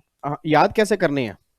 आंसर प्रेजेंट कैसे करना है एग्जाम में? मतलब अभी तो अपन ने कैलकुलेट में वैल्यू कैलकुलेट कर ली, हाँ, प्रेजेंटेशन कैसे करना है आंसर को? प्रेजेंटेशन तो हमें देखो, प्रेजेंटेशन तो हमेशा वैल्यूएशन वाला क्वेश्चन टेबल फॉर्म में होगा। आप क्या करोगे, यहाँ पर्टिकुलर लिखोगे, यहाँ पर वैल्यू लिख लोगे, सबसे ऊपर ही आप एक हेडिंग डाल लोगे कि this answer is based on section 15(1) plus 15(2) minus 15(3). अब आपने ऊपर ही एक्सप्लेन कर दिया कि जो हम आंसर करने जा रहे हैं ना वो इस सेक्शन के ऊपर बेस है, तो एग्जामिनर देखते ही खुश हो जाएगा कि बच्चे ने जो वैल्यू निकाली है वो किस सेक्शन के बेस पे निकाली है, बच्चे को पता है। हाँ, अगर नहीं पता सेक्शन, गलत मत लिख के आओ। सेक्शन अप्लाई करना लिखना पड़ेगा, सेक्शन 51 क्या कहता है, 52 में क्या लिखा हुआ वो लिखना पड़ेगा? नहीं लिखा? क्या चीज सेक्शन 51 में क्या लिखा हुआ वो लिखना पड़ेगा क्या? कौन सेक्शन नहीं में नहीं लिखा है नहीं वो भी चलेगा? नहीं नहीं नहीं नहीं यार, अगर इतना सेक्शन आपको लिखने लग गए फिर तो आप क्वेश्चन क्या सोल्व करोगे? अगर उसने प्रैक्टिकल क्वेश्चन दिया है तो प्रैक्टिकल आंसर ही देना है। सेक्शन पूरा तब लिखना होता है कि या तो केस स्टडी वाला क्वेश्चन आ जाए या वो थ्योरी बेस्ड क्वेश्चन आ जाए। जब उसने क्वेश्चन टेबल फॉर्म में दिया है ना, तो हमें आंसर भी टेबल फॉर्म में लिख के आना है। हाँ, हमें वर्किंग नोट जरूर बना के आनी है कि जो हमने चीजें उसमें ऐड की हैं वो एज पर 15(2) हमने ऐड की हैं, वो वर्किंग नोट्स में लिख के आना है आपको। बट पूरा प्रोविजन नहीं लिख के आना कि 15(2) में क्या कहता है। ठीक है Himanshu? Okay sir, thank you. Okay जी। अन्नू। हाँ जी सर। हाँ जी सर, मेरा डाउट नॉन रेजिडेंट के केस में जो हमारे मॉड्यूल में सेक्शंस दिए हुए हैं ना, और जो नया मॉड्यूल रिवाइज हुआ है न्यू सिलेबस के लिए उसमें सेक्शन अलग है, तो सर एक बार आप कंफर्म कर दोगे कि नॉन रेजिडेंट के लिए कौन कौन से सेक्शन है जो वैलिड है प्रोफेशनल देखो, जो आपके पुराने मॉड्यूल में दिए हुए, देखो अब जो नया मॉड्यूल आया है वो फाइनेंस एक्ट 20 का आया है। हाँ जी। और आपके एग्जाम में फाइनेंस एक्ट 20 रेलिवेंट है नहीं। तो आपका जो पुराना मॉड्यूल था वो फाइनेंस एक्ट 19 से एप्लीकेबल था। हाँ जी, लेकिन सर वो जो सेक्शन है वो तो पहले से एप्लीकेबल है, बट हमारे मॉड्यूल में इंसर्ट बाद में हुए हैं। मैं आपको वही बता रहा हूँ। अब जो आपके जो उसमें नए मॉड्यूल के अंदर सेक्शन डाले हैं, अब जो आपके पहले के हैं फाइनेंस एक्ट 19 वाले हैं, वो तो आपको एडिशनल करने हैं। उसकी लिस्ट मैं आपको बता दूंगा भाई, ये सेक्शंस हैं, ये आपको एडिशनल करने हैं। और बाकी जितने सेक्शन है, कुछ सेक्शन ना फॉरेन टैक्सेशन में अभी फाइनेंस एक्ट 20 से ऐड हुए हैं, क्योंकि अभी पीछे जब एनआर की मतलब जितनी फॉरेनर है वो इन्वेस्टमेंट इंडिया में कर नहीं रहे इस टाइम, बिल्कुल भी नहीं कर रहे। तो गवर्नमेंट फॉरेन टैक्सेशन में काफी बड़ा चेंज लेके आई थी अभी। तो कहीं ये ना हो कि वो आप सारे सेक्शन करके बैठ जाओ। हाँ सर, क्योंकि उसमें बहुत सारे दिए में पूरी लिस्ट बनी हुई है। हाँ, तो जो उसके अंदर जितने भी सेक्शंस होंगे मैं यूट्यूब के ऊपर या नेक्स्ट सैटरडे आपको बता दूंगा भाई ये सेक्शन करने हैं, बस वही करने हैं आपको फिर। Okay sir, thank you. But और सर मेरे को एक डाउट और है कि सर ये जो हम एडजुडिकेशन वाला चैप्टर पढ़ते हैं जीएसटी में, इसका रियल मतलब क्या होता है? मतलब एडजुडिकेशन का रियल मतलब क्या है? एडजुडिकेशन का मतलब ये होता है कि जो आपकी ऐसी अथॉरिटी जो आपके ऊपर असेसमेंट करती है। असेसमेंट मतलब आपकी वेरिफिकेशन करती है, चेकिंग करती है। जैसे मान लो अब मैंने कोई रिटर्न फाइल की, उस रिटर्न में मैंने कोई गलती कर दी, तो मेरे पास डिपार्टमेंट वालों का नोटिस आएगा। हाँ जी। अब उस नोटिस का मैं रिप्लाई करूंगा। हाँ जी। ठीक है, उसके बाद ना असेसमेंट, मेरी ना असेसमेंट हो सकती है कि हम आपकी चेकिंग करेंगे कि आपने चोरी कितनी की है, कैसे की है, पूरी बुक्स ऑफ अकाउंट्स लेके आओ। हाँ तो अब जो ये असेसमेंट करती है वो कौन करती है? एडजुडिकेटिंग अथॉरिटी करती है। ओके सर, मतलब कि वो एडजुडिकेटिंग अथॉरिटी जो है वो मतलब वो जो 4 टाइप की असेसमेंट होती है, सेल्फ, बेस्ट जजमेंट या हाँ बिल्कुल, सेल्फ असेसमेंट हो गया, स्क्रूटनी हो गया, बेस्ट जजमेंट हो गया, इनकम एस्केपिंग हो गया, जो असेसमेंट होती है वो। यस। और सर मेरे को ये पूछना है, ये जो चैप्टर है हमारा सेक्शन 12 और 13 जो जीएसटी के हैं, उसमें जो हम वो निकालते हैं टाइम पीरियड, उसमें एक वो जो लिखा रहता है ना प्रोविजन ऑफ सर्विस, उसका मतलब रियल मतलब क्या है? मतलब प्रोविजन ऑफ सर्विस किसको कंप्लीशन बोलते हैं? कंप्लीशन मतलब कंप्लीशन। जिस दिन कंप्लीट हुआ है वो। जी जी। Okay sir, thank you. Anshu आप कह रहे हो रूल नंबर 31A बता दो। रूल नंबर 31A तो मैंने अभी अमेंडमेंट क्लास के अंदर डाला है, जिसमें अमेंडमेंट आई है। अच्छा हाँ, उसमें से आप एक बार देख लेना, इवन मैंने उससे पहले भी डाला हुआ यूट्यूब पे। ठीक है सर, मैं एक बार रेफर कर लूंगी। ठीक है, ओके। तो अगला डाउट ये था, मैंने अभी डाउट था अन्नू से पूछ लिया मैंने, उसके बाद सुरभि। हाँ जी सुरभि, क्या डाउट है आपका? हाँ सर, वो जो आरसीएम का चैप्टर में नोटिफाइड सर्विसेज दिया हुआ है, उसके अंदर जो सेकंड जीटीए वाला था, जिसके अंदर @12% टैक्स, मतलब मेरे को वो चीज समझ में नहीं आया कि फॉरवर्ड चार्ज लगेगा @12%, तो आरसीएम अप्लाई नहीं होगा, और अगर उससे लेस रेट होता है तो उसमें फिर आरसीएम अप्लाई होगा। हाँ सर एक बार आप नहीं, ये पॉइंट इसका मतलब तो ये है, जीटीए वाले केस में 2 रेट लगते हैं, 5% और 12% नॉर्मली। तो गवर्नमेंट ये बात कहती है, वो डिपेंड करता है जीटी ने ऑप्शन कौन सा लिया है। जैसे आपको बताओ, इस बार जो अमेंडमेंट आई है, जो मैंने अमेंडमेंट क्लास डाली है रेंटिंग ऑफ मोटर व्हीकल वाले केस में, वहां पर भी तो ये 12% वाला केस है। अगर आपने अमेंडमेंट क्लास देखी हो तो जो रेंटिंग ऑफ मोटर व्हीकल वाला केस होता है, उसमें भी ऑप्शन होता है कि दोनों में से कौन सा रेट आपको लेना है। यही सेम ट्रांसपोर्ट वाले केस में, जीटीए वाले केस में, अब गवर्नमेंट कहती है कि अगर तुम लोगे 12% वाला रेट, फिर तो तुम फॉरवर्ड चार्ज में कवर हो, फिर तुम रिवर्स चार्ज में कवर ही नहीं हो। और अगर तुम 12% वाला रेट नहीं लेते, तुम दूसरा ऑप्शन चूज करते हो, तो उस केस में तो तुम्हारी लाइबिलिटी होगी, फिर वो रिवर्स चार्ज में कवर होगी, फिर फॉरवर्ड चार्ज में कवर नहीं होगी। और है? सर इसी लिस्ट में जो एक फ्लोर स्पेस इंडेक्स और ये लॉन्ग टर्म लीज का पॉइंट था, तो सर मैंने पढ़ा नहीं और अमेंडमेंट भी सीन नहीं की थी, तो मुझे एक बार वो एक्सप्लेन। लॉन्ग टर्म लीज तो ये है कि गवर्नमेंट क्या करती है, कई बार प्रॉपर्टी लीज पे देती है, तो वहां पे बस एक अमेंडमेंट इतनी सी है कि वहां पे ना टाइम पीरियड चेंज कर दिया बस, कि अब लॉन्ग टर्म लीज हम उसको भी काउंट करेंगे।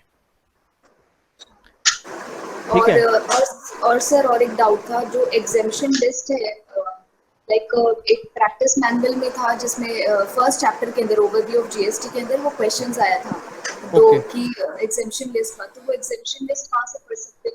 एग्जामिशन लिस्ट मैंने यूट्यूब पे पूरे 2 लेक्चर डाले हुए हैं एग्जामिशन लिस्ट के, वहां से आप देख सकते हो। और आपका ओल्ड सिलेबस है, न्यू सिलेबस है?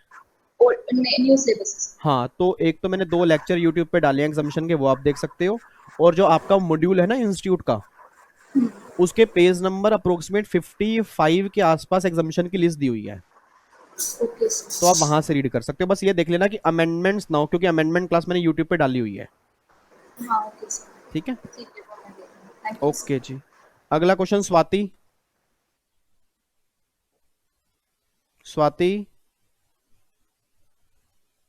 स्वाति अग्रवाल। Hello sir. हाँ जी स्वाति।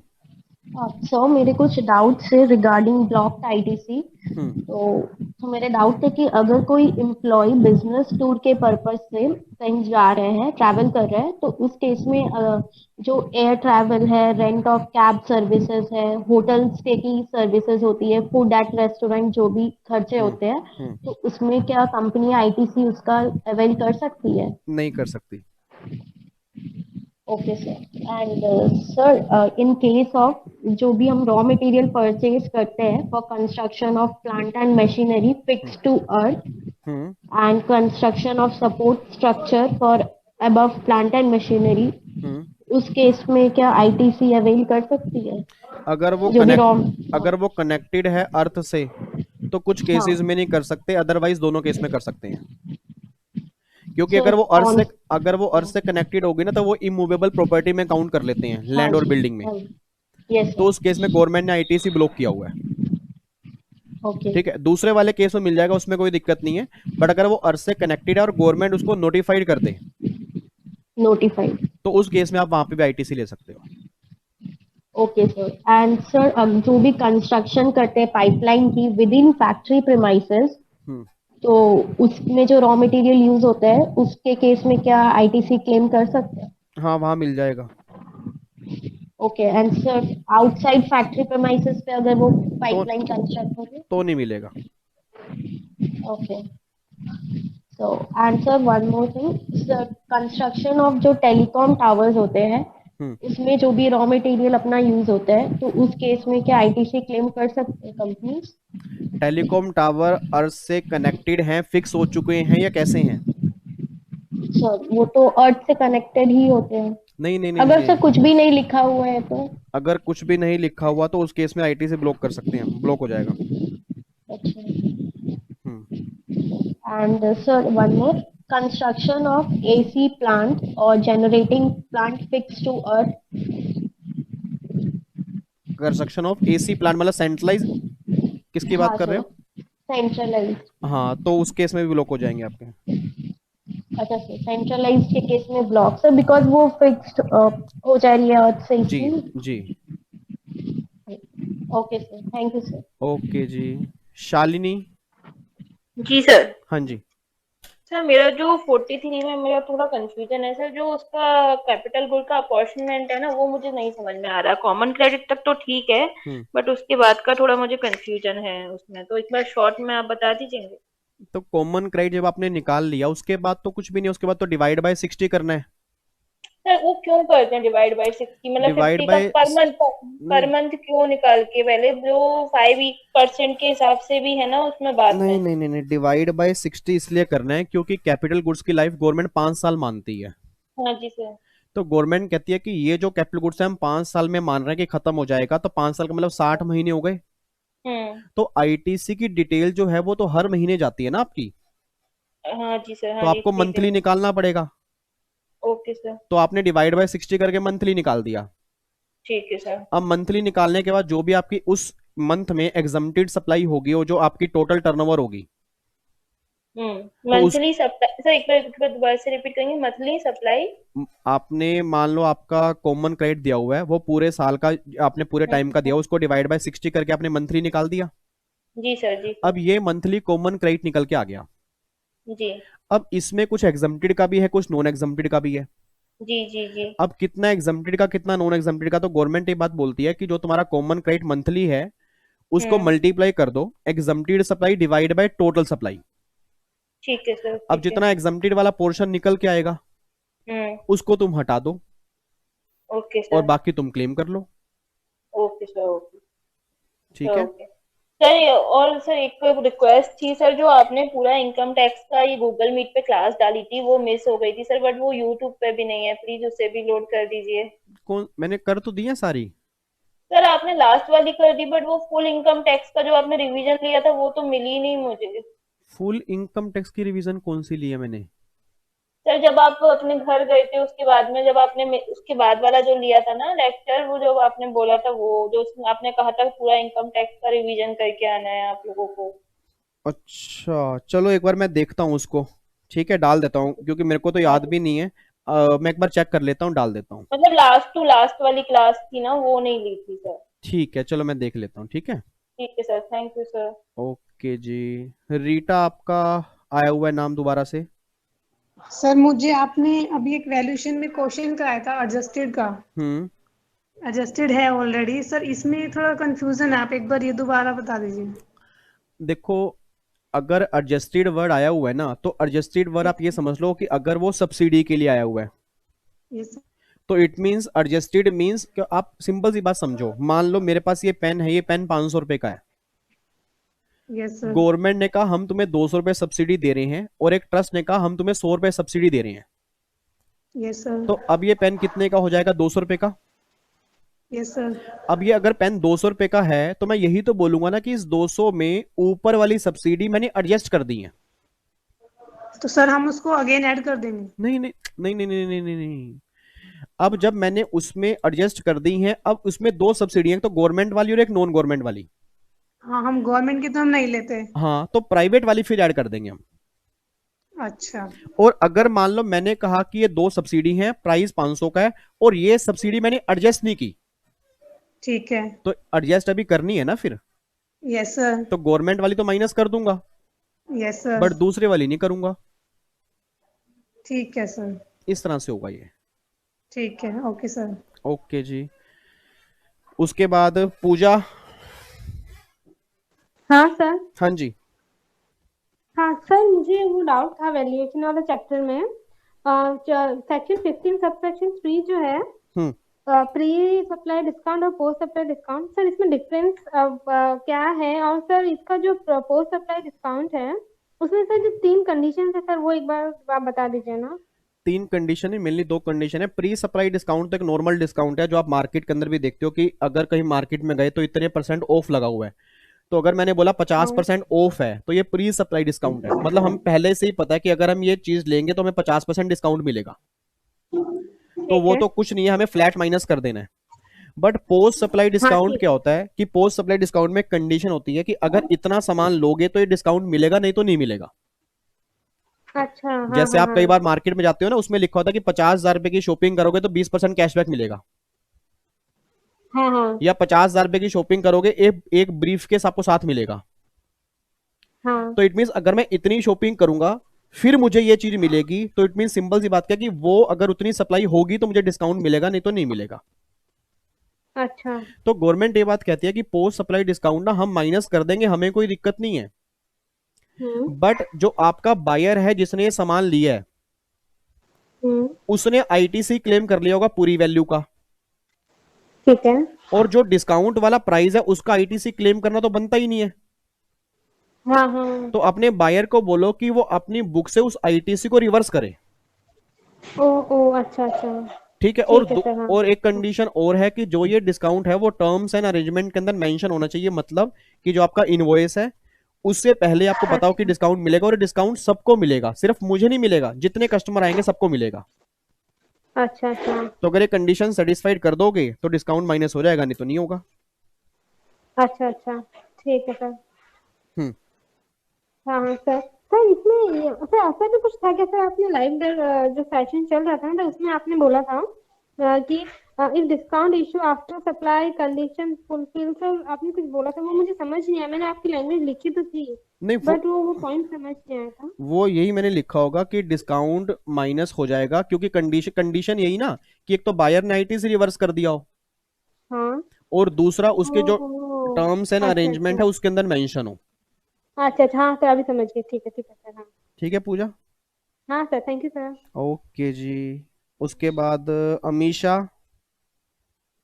Yes sir. हाँ जी सर, मेरा क्वेश्चन ना कंपोजिशन स्कीम से था। सर इसमें जो मार्जिनल सप्लाई ऑफ सर्विसेज हैं प्रोवाइजो टू सेक्शन 10(1) वाले, सर इसका रेट क्या होगा? 1%। 1%। तो सर अगर वो मेरा साथ में रेस्टोरेंट सर्विसेज के हैं जिसमें 2.5% मतलब 5% है, तो उसमें क्या रेट लगाएंगे सर? तो रेस्टोरेंट की जितनी सप्लाई होगी उस पर 5% लगाएंगे, और जो अदर की सप्लाई होगी उस पर 1% लगाएंगे। तो मतलब दोनों का अलग अलग वो कंसेशनल टैक्स लेंगे जी और देंगे। जी। तो सर एक और क्वेश्चन था sir. Sir zero rated supply जो है वो टैक्सेबल सप्लाई हमेशा मानते हैं आईटीसी में, या फिर किसी और केस में भी उसको इंक्लूड करते हैं? नहीं, मेनली आईटीसी पर्पस के लिए मानते हैं, बाकी समय तो उसको टैक्सेबल सप्लाई नहीं मानेंगे। बाकी पर्पस बचेगा ही क्या, मेन तो पर्पस आईटीसी का ही तो है। हाँ, मेनली तो मोटिव यही है ना कि जो मैं पहले जीएसटी देकर आया उसका मुझे आईटीसी मिलेगा नहीं मिलेगा। हाँ। तो गवर्नमेंट ने उसके लिए बोल दिया कि आपको आईटीसी मिल जाएगा। सर एक और क्वेश्चन था सर, ये प्रोवाइजो टू सेक्शन 10(1) और जो एक और है नोटिफिकेशन वाले, उसमें मतलब अलग अलग क्यों किया गया सर्विसेज को? इसलिए अलग अलग किया गया ना क्योंकि कई पर्सन है जो सिर्फ सर्विस देना चाहते हैं, और कई पर्सन है जो गुड्स के साथ सर्विस देना चाहते हैं। तो मेनली सिर्फ सर्विस वालों को गवर्नमेंट प्रमोट नहीं करना चाहती, क्योंकि सर्विस वाले मींस आप पढ़े लिखे लोग हो, आपको सारी नॉलेज, ऑब्वियस सी बात, आप सीएस बनोगे, आप सर्विस दोगे तो आप पढ़े लिखे हो ना। सर्विस देने वाला कोई भी ऐसा तो नहीं होगा जिसको बिना पढ़े लिखे सर्विस में लगा लिया होगा, क्योंकि सर्विस से पहले आपको नॉलेज चाहिए। बट बिजनेस के लिए आपको इतनी नॉलेज नहीं भी चाहिए। यार मान लो मुकेश अंबानी है, तो क्या Mukesh Ambani CA CS MBA कुछ ऐसा बना हुआ है वो? नहीं। बट बिजनेस तो देख लो ऑल ओवर इंडिया नंबर 1 पे है। बिल्कुल। बट वहां पे जो भी जॉब कर रहे होंगे, जो सर्विस दे रहे होंगे, उनके पास जरूर डिग्रियां होंगी। तो गवर्नमेंट कहती है हमें उन्हें ज्यादा आगे नहीं लेके जाना, क्योंकि वो पढ़े लिखे हैं, उन्हें सारे कंप्लाइंस पता है, वो सब कंप्लाइंस कर सकते हैं। तो मेनली हमारा मोटिव वो नहीं है। हमारा इसीलिए सर्विसेज में हाँ, इसीलिए सर्विस में लिमिट भी कम है। हाँ, और 6% का टैक्स भी लेते हैं जी, इसलिए यहाँ, कंसेशनल हाँ, टैक्स। इसलिए यहाँ पे ऐसा है। अच्छा, बस ठीक है thank Amisha, you sir. Okay जी। Thank you sir. छाया, आपका एक डाउट और है, बताओ। सर सब्सिडी के केस में पूछना था कि सब्सिडी रिसीव बाय सीजीएस मतलब गवर्नमेंट, तो गवर्नमेंट में अगर सपोज दे रखा है कि सब्सिडी हमें मिली है लोकल अथॉरिटी से, तो उसे हम मतलब एज ए गवर्नमेंट ट्रीट करेंगे ना? हाँ, गवर्नमेंट की डेफिनेशन में लोकल अथॉरिटी आती है। Okay sir. सर एक बार एडवांस पेमेंट वाला जो कुछ वो था ना कि एडवांस पेमेंट के केस में हम पीओटी क्या मानेंगे, उसमें थोड़ा सा डाउट था, वो बता दीजिए। देखो, मतलब वो थोड़ा सा डिफाइन कर दीजिए। गुड्स वाले केस में तो एडवांस पेमेंट का कोई मतलब ही नहीं है, वहां तो हम पेमेंट देखते ही नहीं। सर्विस वाले केस में अगर पेमेंट 1000 तक है तो पीओटी हम अभी नहीं मानेंगे, बाद में मानेंगे जब उसका इनवॉइस इशू करेंगे। और अगर वैल्यू 1000 से ज्यादा की एडवांस आ गई है तो फिर पूरी वैल्यू का पीओटी अभी निकल के आ जाएगा जब पेमेंट आई है, फिर डेट ऑफ पेमेंट बन जाएगा। सर मतलब जैसे आपने लिखवाया होल वैल्यू, तो होल वैल्यू मतलब वो ना जो मैं अभी मिली है या फिर जिससे रिलेटेड है वो भी हम, जैसे कि सपोज हमारी जो सर्विस है वो पूरी 5000 रुपीज की है, लेकिन हमने उसमें से ना 1000 रुपीज अभी एडवांस दे दिए हैं, तो होल वैल्यू मतलब 1000 रुपीज ना? हाँ हाँ, जितना एडवांस आया। हाँ, वो हम थोड़ा कंफ्यूज हो रहे थे उसी में कि होल वैल्यू नहीं, मतलब जितना एडवांस आया। मान लो अगर मुझे अगली बार की सर्विस का 1500 रुपए एडवांस आ गया तो 1500 ही वैल्यू का जीएसटी अभी निकलेगा। अच्छा, आपने होल वैल्यू इसलिए लिखवाई थी क्योंकि 1000 कोई माइनस हाँ, ना कर दे। बस बस बस, okay yes yes. Okay sir. Sir nil rated और जीरो रेटेड में थोड़ा डिफरेंसेस कर दीजिए, हमें थोड़ा कंफ्यूज रहते हैं हमेशा।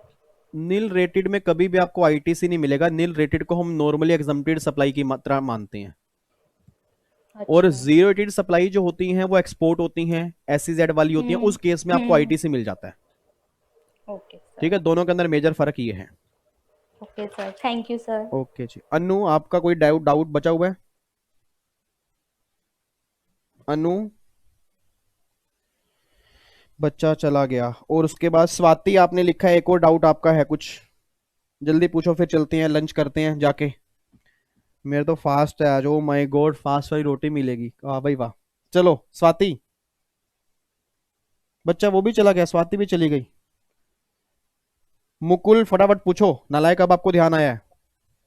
ये सर वो जो आपने सेक्शन 18(4) और 18(5) में जो एडजस्टमेंट करते हैं कैपिटल गुड्स के केस में, हाँ। सर उसमें जो रूल 43 लगाना है या फिर नहीं, वो 60 माइनस जो 60 मंथ में से माइनस करके 45 मंथ की हम निकालते थे क्या? उसमें तो रूल 40 लगता है। अच्छा, रूल 40। तो सर हाँ। उसमें जो एडजस्ट करनी है हमें, जो 5% वाली करनी है आपको, 5% पर क्वार्टर वाली, वही करनी है जो आउटपुट में एड बैक कर देते हैं। हाँ वही रूल नंबर 43 के अंदर अमेंडमेंट आई है, 40 के अंदर कोई अमेंडमेंट नहीं आई। तो सर जो हम जो 5% रूल 43 में तो 5% जो हम पर क्वार्टर निकालते थे तो आउटपुट में एड बैक कर देते थे।